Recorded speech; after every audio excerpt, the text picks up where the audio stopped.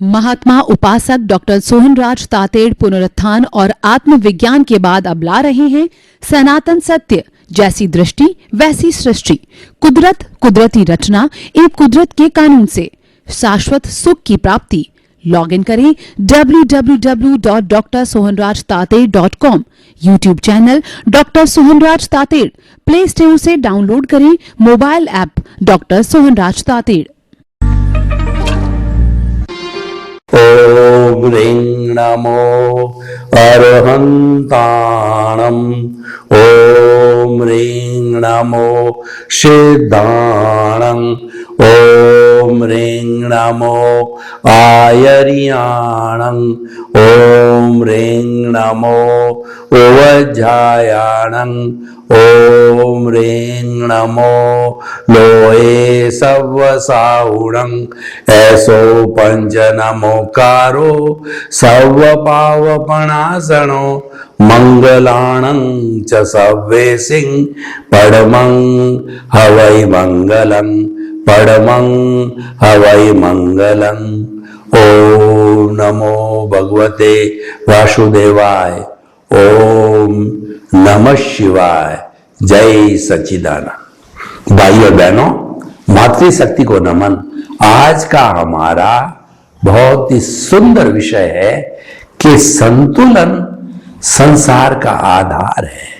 देखिए, आप चल रहे हैं, चलते चलते आप राइट साइड के अंदर डिग गए।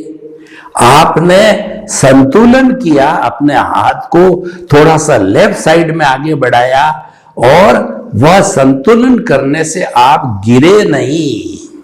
आप फोर व्हीलर चला रहे हो, आपका चक्का जो है वो लेफ्ट साइड में ज्यादा चला गया और लेफ्ट साइड में बिल्कुल स्कूटर के पास टच होने वाला था। आपने जो है वो लेफ्ट से राइट में थोड़ा व्हील को घुमा दिया, संतुलन हो गया। और आपको किसी से बात कर रहे थे, किसी ने आपको गाली दे दी, तो गाली देकर के आप वापस गाली देने ही वाले थे और भीतर से प्रज्ञा ने आपका कान पकड़ा कि क्या कर रहा है, तू तो ज्ञान लिया हुआ है, तू गाली के सामने गाली कैसे दे सकता है। आप मौन हो गए। तो मौन होने से आपने गाली को एक्सेप्ट नहीं किया और वो गाली वापस उसको ही चली गई। आपका मॉर्निंग के अंदर नाश्ता कर रहे हैं, नाश्ते के अंदर जो आपको आया उसके अंदर मिर्च बहुत ज्यादा डली हुई थी, मुंह जलने लग गया और आप अपनी पत्नी को उलाना देने वाले थे।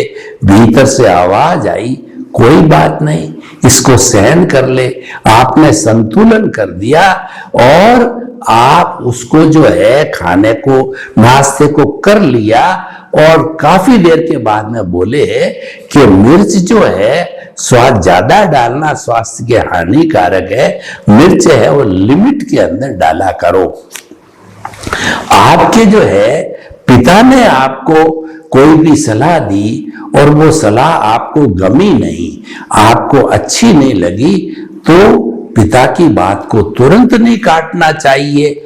आपने जो है वो काटा नहीं, थोड़ी देर के बाद में पिताजी के पास जाकर के आपने उनको निवेदन किया कि पिताजी, आप जो मुझे कॉमर्स दिलाना चाहते हैं, मेरा इंटरेस्ट तो साइंस मैथमेटिक्स में, आप मेरे इंटरेस्ट को भी तो देखो ना, क्योंकि आखिर जो मुझे कुछ बनना है, पढ़ना है, वो मैं पढ़ूंगा ना, आपके तो खर्चा बराबर लगेगा। तो पिताजी को अपनी गलती का एहसास हुआ और उन्होंने कहा कि ये सही कह रहा है और कहा कि सॉरी, भविष्य में तुम्हारी सलाह को मैं जरूर ध्यान दूंगा। ये सारा संतुलन का नियम है और जो लोग संतुलन करना चाहते हैं वो लोग सफल होते हैं। तो हम आपको ये बताना चाहते हैं, इस दुनिया के अंदर सफलता का राज है संतुलन है। देखिए, हम वैज्ञानिक दृष्टि से बात करें तो हर वस्तु की सेंटर ऑफ ग्रेविटी होती है। वो सेंटर ऑफ ग्रेविटी के आधार पे वस्तु चलती है। हमारी जो ये पृथ्वी है वह अपनी दूरी पर जो है सूरज के चक्कर काटती है, तभी कहीं पर सूरज का प्रकाश पड़ता है वह दिन होता है, प्रकाश नहीं पड़ता वहां रात होती है। और इस पृथ्वी के चारों तरफ जो है अपनी दूरी पर जो चक्कर काटता है चंद्रमा होता है, इसीलिए हमको रात में चंद्रमा दिखाई देता है, दिन में दिखाई नहीं देता है, जबकि चंद्रमा तो दिन और रात दोनों समय में होता है। तो ये जो दूरी है ये सेंटर ऑफ ग्रेविटी है। जब ये पृथ्वी की सेंटर ऑफ ग्रेविटी डिस्टर्ब होती है 2-5 डिग्री से वह इधर या उधर झुक जाती है, तो झुकने पर सुनामी आते हैं, अतिवृष्टि आती है, अनावृष्टि होती है, भूकंप आता है, बीमारियां होती है, कोरोना आता है, महामारी आता है। तो इसका अर्थ क्या हुआ कि ये जो संतुलन है ये संसार का आधार है, ये कुदरत का आधार है, ये जो है वो ब्रह्मांड का आधार है। और व्यक्तिगत रूप से देखें तो हमारा भी वही आधार है, क्योंकि जे ब्रह्मांड जे पिंडे ते ब्रह्मांड है। अगर आप देखो कि ब्रह्मांड तो इतना बड़ा है जिसमें असंख्य अनंत लोग रहते हैं, मैं तो जो है उसके रोल मॉडल को देखना चाहता हूं, तो रोल मॉडल मनुष्य है, वो उसी की ट्रू कॉपी है, उसको देख लो, वही ब्रह्मांड है। मनुष्य का जितना दिमाग, विचार, मस्तिष्क और ब्रह्मांड जो 5 तत्व हैं, पृथ्वी, जल, अग्नि, वायु, आकाश से बने हुए हैं, वही 5 भूत मनुष्य के अंदर है। और जितना जितना ब्रह्मांड के अंदर पॉजिटिविटी, नेगेटिविटी है वह भी मनुष्य के अंदर है। और जैसा चाल चलन मनुष्य का है वह भी ब्रह्मांड के अंदर है। और तमस, रजस और जो है वो सत्व गुण है ब्रह्मांड में, वही गुण मनुष्य में। तो रोल मॉडल हो गया मनुष्य, उसको देख लो, ब्रह्मांड को देख लिया जाएगा।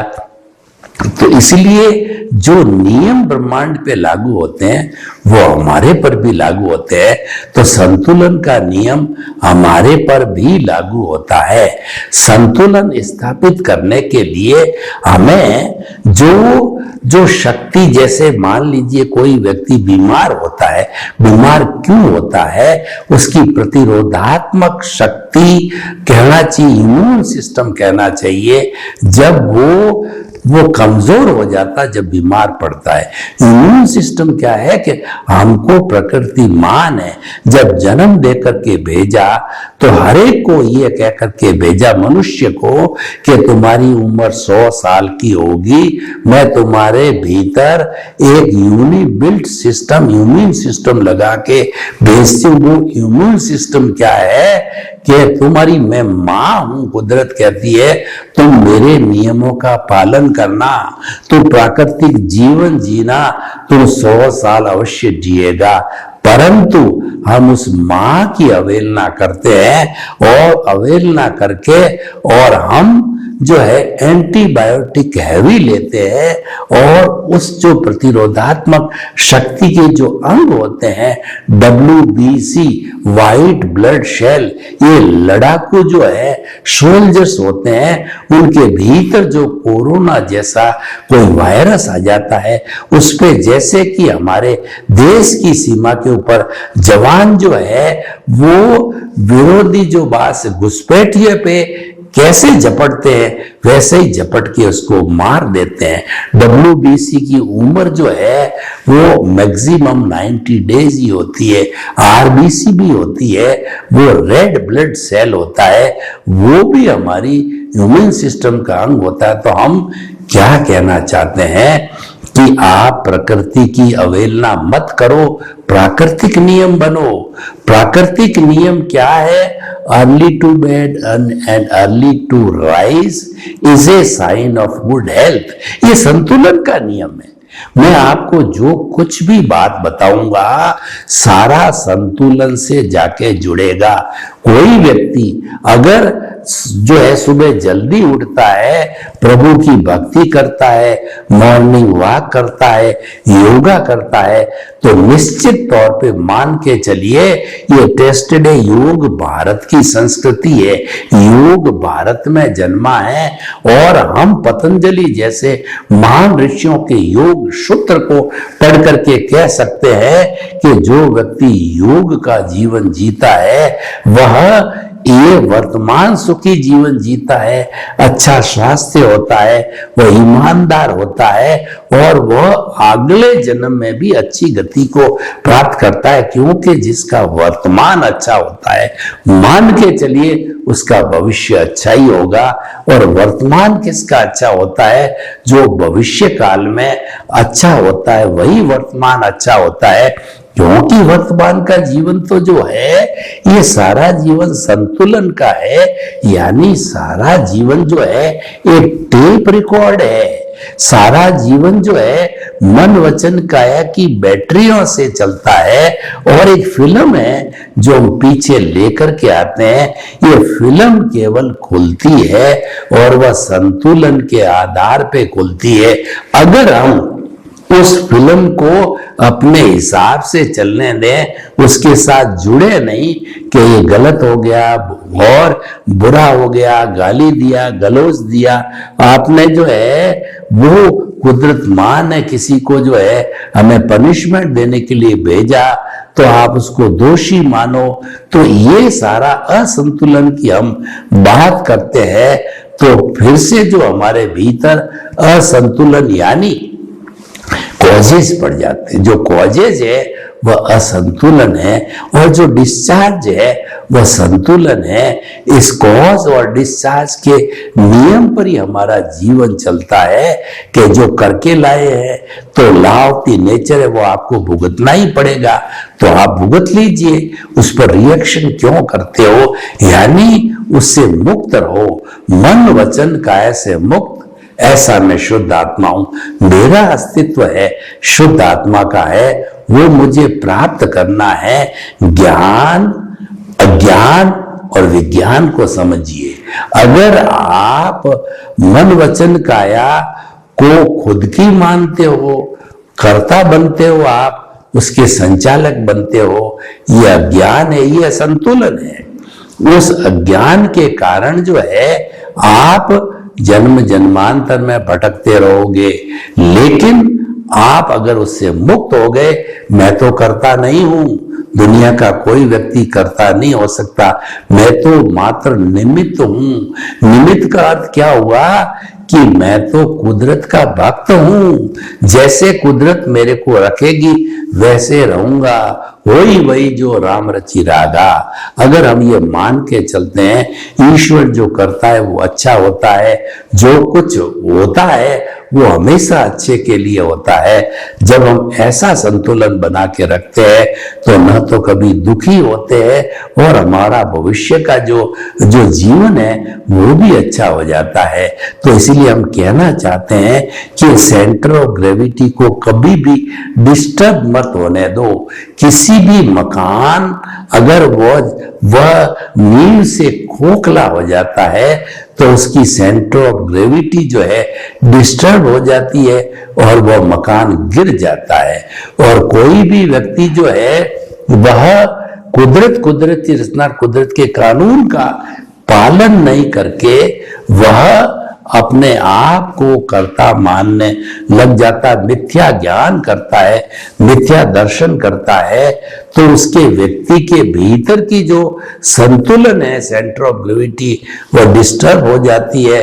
वह व्यक्ति जो है गलत लाइन में चला जाता है, गलत सोबत में चला जाता है, व्यसन में चला जाता है और शराब, भांग, गांजा आदि और जितने अवगुण हैं, अय्याशी के अवगुण है, जुए के अवगुण है, उस लाइन के अंदर पड़ जाता है। व्यक्ति अच्छा है, सोबत गलत हो गई, यानी वह सोबत का गलत होना मतलब उसने असंतुलन कर दिया। पहले बराबर सही सही चल रहा था, सही लोगों के साथ में उसकी संगत थी, उसकी दिनचर्या अच्छी थी, कोई गलत व्यसन नहीं करता था और बराबर अच्छा कार्य करना। सोबत बिगड़ी क्योंकि man is known by the company keeps. हमारे राजस्थानी में एक कहावत है कि कालियर कने बैठो तो कालियरा गुण ले, गोरिये कने बैठो तो गोरियरा गुण ले। गोरिये का मतलब सज्जन व्यक्ति, कालिया मतलब दुर्जन व्यक्ति। तो निश्चित है उसके गुण अवगुण से आप प्रभावित होते हो, तो आप तो संतुलन बनाओ ना। आप तो अपने से बड़े लोग, अपने से अच्छे लोग, आपके माता पिता है, वरिष्ठ नागरिक है, विद्वान लोग हैं, आपके गुरुजन हैं, संत सन्यासी जो रियल संत, मैं भगोड़े की बात नहीं करता, रियल संत जो 5 महाव्रत का पालन करते हैं, दिल से साफ व्यक्ति है, जो धोखाधड़ी नहीं करते हैं। Friend need is in friend need in जो है वो जो नीड में वो नीड होता है, जो नीड में काम आता है। ऐसे मित्रों के साथ मित्रता करो, टेस्टेड मित्रों के साथ में रहो। यानी जब संतुलन का आप नियम पकड़ लोगे तो आपको कहीं प्रॉब्लम आएगी नहीं। आप रोड पर चल रहे हो और you are keeping to the left, आप हेलमेट पहने हुए हो और आप जो है अपने बिल्कुल सही दिशा के अंदर हॉर्न देखिए, आपका इंडिकेटर देखिए, सब कुछ पालन कर रहे हो, इसका मतलब संतुलित चल रहे हो, तो आपको कोई प्रॉब्लम नहीं आने वाली है। और आप असंतुलित चलने लगे, लेफ्ट की जगह राइट में चल रहे हो, रॉन्ग चल रहे हो और आपको इंडिकेटर लेफ्ट का दबाना, लेफ्ट में जाना है, राइट का इंडिकेटर लगा दिया आपने, तो निश्चित तौर से आपका भिड़ना है ही है। और जब आगे देखा कि आगे जंप आ रहा है, खड्डा आ रहा है और आपने स्पीड को तेज कर दिया, आपने संतुलन बिगाड़ दिया, तो एक्सीडेंट होना ही है, उसके परिणाम तो आपको ही भुगतना पड़ेंगे। तो ये सारी दुनिया का आधार क्या है? संतुलन है। अगर एक राष्ट्र दूसरे की सीमाओं को हड़पने की भावना नहीं रखता है तो वो उसका मित्र हो गया। और अगर मित्र देश होता है तो कितनी इकोनॉमी बढ़ती है, कितने एमओयू होते हैं, सांस्कृतिक आदान प्रदान होता है, आर्थिक आदान प्रदान होता है, इंडस्ट्री का आदान प्रदान होता है, एक्सपोर्ट इंपोर्ट का आदान प्रदान होता है। मित्रता के कितने फायदे हैं मैं पूरी लिस्ट बता दूं, और शत्रुता के कितने नुकसान हैं आप देख रहे हो। यूक्रेन के अंदर यूएसएस में क्या हो रहा है, उसके अंदर शत्रुता का भाव है और दोनों प्रारंभ से ही मित्र बन जाते, कोई ऐसा बीच का रास्ता बता देते, क्योंकि प्रकृति का नियम है, संसार का आधार है कि हर समस्या जब पैदा होती तो समाधान लेकर के आती है, परंतु उस वक्त हम विवेक जागृत नहीं रखते हैं, हम ईगो में चले जाते हैं, अहंकार में चले जाते हैं, व्यक्तिगत तुष्टि में चले जाते हैं, तो हम जो है उस संतुलन के नियम को नकार जाते हैं। तो नकार जाने पर असंतुलन पैदा होता है, वह असंतुलन जो है वो हमें भी खराब करता है। अगर असंतुलन सोसाइटी में होता है तो क्या होता है कि समाज में बहुत से असामाजिक तत्व पैदा हो जाते हैं, चोरी करने वाले, मिलावट करने वाले, व्यभिचार करने वाले, डाकू लुटेरे, तो वो समाज जंगल राज बन जाता है। और जहां पर अपनी बहन बेटी को बहन बेटी समझने वाले, परोपकार करने वाले और अपना सो अपना पराया सो पराया की भावना रखने वाले, दूसरे के अस्तित्व को नकारने वाले नहीं और दूसरे के साथ बुरा करने वाले जहां लोग नहीं होते, भले लोग होते हैं, तो वो सोसाइटी भली हो जाती है। और भली सोसाइटी में हर एक रहना पसंद करते हैं। आप कॉलोनी को देखिए, जहाँ कॉलोनी में अच्छे लोग होते हैं, उस कॉलोनी की वैल्यू होती है, उस कॉलोनी के वो जो है वो मकान महंगे होते हैं क्योंकि लोग अच्छे हैं। वो लोग होते हैं, वो लोग सजीव लोग होते हैं, जीवंत लोग होते हैं। पत्थरों से जीवंतता नहीं आती है। मकान की वैल्यू उसकी बनावट से नहीं होती है। मकान की वैल्यू उसके अंदर सजीव लोग हैं, उसमें जीवित लोग हैं। वो कैसे रहते हैं? प्रेम से रहते हैं कि कलह से रहते हैं, लड़ते हैं, झगड़ते हैं या एक दूसरे का सम्मान करते हैं। तो मानवीय मूल्य है वह संतुलन है, और मानवीय विषमता है वह असंतुलन है। यानी जितनी जितनी दुनिया में अच्छाइयां हैं, चाहे वो प्रकृति में आए, चाहे वो व्यक्ति में आवे, वह सारा संतुलन है। आप देखिए कि अगर मान लीजिए कि हमारे इस जो है प्रकृति के अंदर तेज अंधड़ आ जाता है, एक ही अंधड़ आ जावे पूरे मकान को गंदा कर देता है बाहर, और अंदर का और आंधी न आए और खुशनुमा वातावरण रहे तो हम कितने खुश होते हैं। खुशनुमा वातावरण में घर को सप्ताह भर भी झाड़ू न निकालें, झपटा वगैरह न डालें तो भी चल जाता है। तो आप किसी भी एंगल से देखो, व्यक्ति के भीतर को देखो, व्यक्ति के बाहर को देखो, और कुदरत को देखो, नदी नाले और ये सब संतुलन से चलते हैं। जो देखिए कि हमारा सूर्य होता है, समय पे उगता है, समय पे अस्त होता है, और नदी नाले होते हैं, ऊंचाई से नीचे की ओर बढ़ते हैं, ऋतुएं समय पर आती है। तो ये सब प्राकृतिक जितने भी नियमावली, ये क्या है? ये प्रकृति का संतुलन है। और जब संतुलन बिगड़ता है तो वही नदी दो तटों को जो है तोड़ करके और सारे गांव को नष्ट भ्रष्ट कर देती है। जैसे युद्ध के अंदर जब बम गिराए जाते हैं तो मालूम नहीं पड़ता है कि घर नष्ट हो रहा है, कि व्यक्ति नष्ट हो रहे हैं, कि पुल नष्ट हो रहे हैं, सैन्य ठिकाने नष्ट हो रहे हैं, या हमारा वाटर सप्लाई, इलेक्ट्रिक सिस्टम क्या नष्ट हो रहा है। क्योंकि वो बॉम्ब नहीं जानता कि मुझे मनुष्य को बचाना। वो तो जिस इंटेंसिटी से भेजा गया है उस इंटेंसिटी से, उस इशारे पे जाकर के गिर जाता है। तो लेकिन गिराने वाला बड़ा होता है कि गिराना है या नहीं गिराना है, क्यों गिराया जाए। बॉम्ब को तो जो है हम जो है रास्ता बनाने के लिए काम में लेवे, हम एग्रीकल्चर के अंदर काम लेवे, हम जमीन को सीधा करने में काम लेवे, यानी उसको शांतिपूर्ण यूज में काम लेवे। एक चाकू है, उस चाकू से किसी का मर्डर करना है, यह संतुलन है। उस चाकू से सब्जी काटना, रस्सी काटना, और जो है उस चाकू से जो है वो अन्य अन्य उपयोगी कार्य करना है, ये संतुलन है। जितनी अच्छाइयां, जितने नियम, जितने कानून, जितने कायदे, जितना कषाय उपशमन है, ये सारा संतुलन है। कोई व्यक्ति क्रोध, अहंकार, माया, लोभ, दबो नहीं करता, शांत रहता, भीतर तो रहेगा ही, क्योंकि अभी केवली नहीं बना, अभी वीतराग नहीं बना है, लेकिन बाहर एक्सप्रेस नहीं होने देता है तो वह तो भीतर रहेगा ही। लेकिन जो भीतर रह करके एक्सप्रेशन में नहीं आता है, वह जो है एक संतुलन का नियम है। तो हम सारा ये कहना चाहते हैं कि व्यक्तिगत जीवन हो, सामूहिक जीवन हो, विश्व का जीवन हो, देश का जीवन हो, सब में संतुलन, बैलेंस आवश्यकता है। तो हमें बैलेंसिंग पावर पे काम करना चाहिए।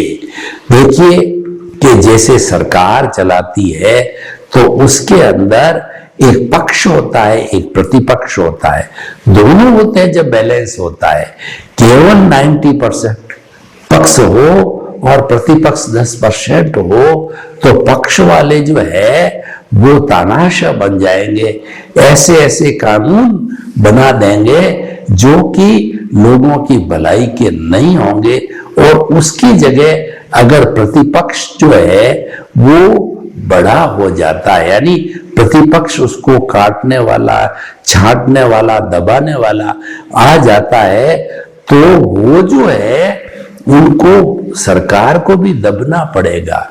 इसलिए पक्ष और प्रतिपक्ष दोनों का मजबूत होना जरूरी है। घर के अंदर जहां बुजुर्ग होते हैं वो अंगुली निर्देश करते हैं, क्योंकि वो अनुभव के खजाने होते हैं और वो एक संतुलक का कार्य करते हैं। उससे उनकी जो नई जनरेशन है बिगड़ती नहीं है। और जिन घरों में जो है बुजुर्ग लोग नहीं होते हैं या मर जाते हैं या बुजुर्गों को घर से बाहर निकाल दिया जाता है, पेरेंट्स के साथ लोग नहीं रहते हैं, तो आप देखिए कि वो मनमानी करने लग जाएंगे, कोई वो अहंकारी बन जाएंगे, वो इगोस्टिक बन जाएंगे, क्योंकि उनकी वैसी आजादी की आदत पड़ जाती है।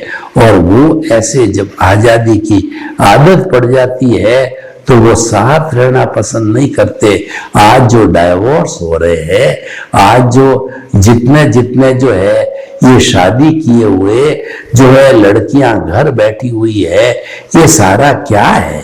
ये सारा सोसाइटी का असंतुलन। तो हम आपको कहना चाहते हैं कि आप संतुलित जीवन जिए, गए तो प्रकृति आपके साथ है। सर्वे भवन्तु सुखिनः, सर्वे सन्तु निरामया।